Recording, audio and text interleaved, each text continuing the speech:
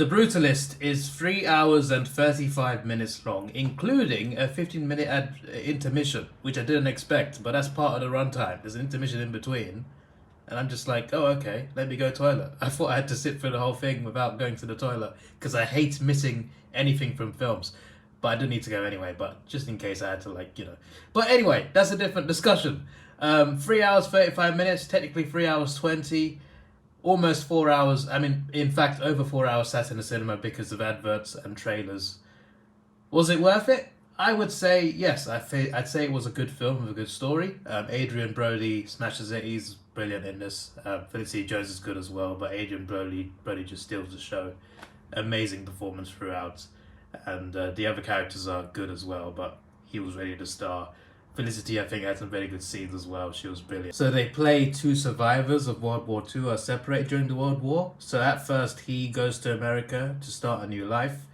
1947, the birth of modern America. She's still stuck in Europe for a while. She arrives later on. He's an architect. He plays an actual real architect called Laszlo Toth. Now this Laszlo, I'm pretty sure his real life story is not the same as this movie. This movie, I think, is a fictionalized version. Maybe not fictionalized version of his story, but it's fiction. It's fiction, but it's got characters that actually existed. That actually had like a similar story and similar time period.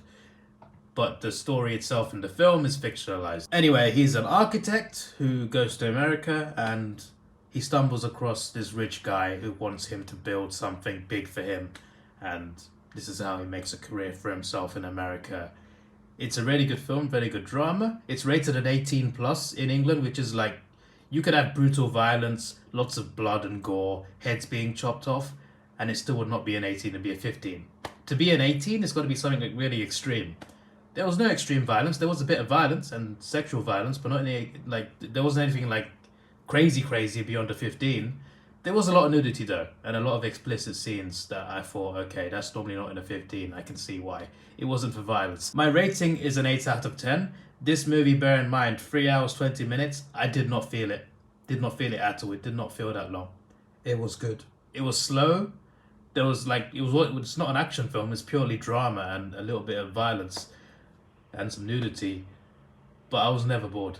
Throughout, I just thought, okay, this is a good story with some interesting characters and the acting is really good. So yeah, I didn't feel the runtime. 8 out of 10, I enjoyed it.